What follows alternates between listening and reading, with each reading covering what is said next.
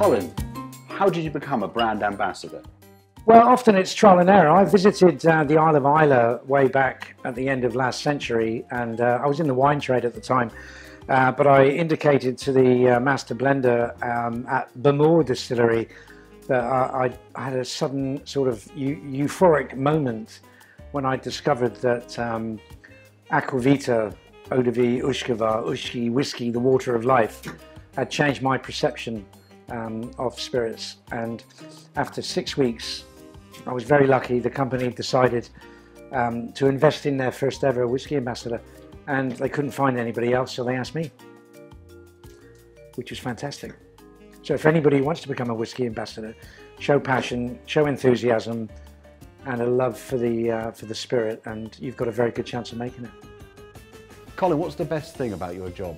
The best thing about my job, I get to meet people from all over the world, from every nationality, from 18 to 108. I get to learn things culturally, artistically, and I get to meet people, creativity people, mixologists who are the alchemists of the 21st century. I'm in a job that I'm so lucky to be in, and I feel that I need to contribute to continue in this particular position. What's your favourite expression? What's my favourite expression? This. But if we're talking about whiskey, normally at the end of a day, when I finally get home and I sit down and figure out what should I have as a nightcap, and I look at the plethora of whiskies that I have, 9 times out of 10 I choose Johnny Walker Black Label, topped up with ginger ale. It's refreshing, it makes me feel good, and penny for penny, Johnny Walker Black Label always hits the spot for my palate as well as my pocket.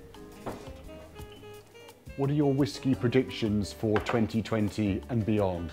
My whisky predictions, the Nostradamus of the future, is that single cask expressions will be more in demand by the public.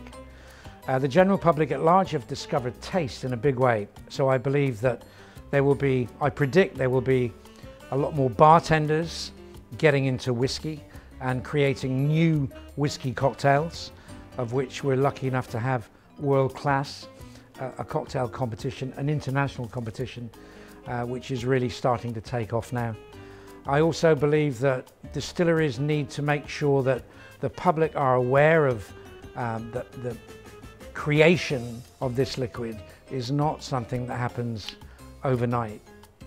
Time, passion, and the people are the extra ingredient that make whiskey special. So I think in the future that we'll be seeing and meeting and talking and listening to more people from the distilleries, the distillery managers, of which we have a whole multitude of new faces coming in, and that's the future, the people and new expressions, particularly single casks.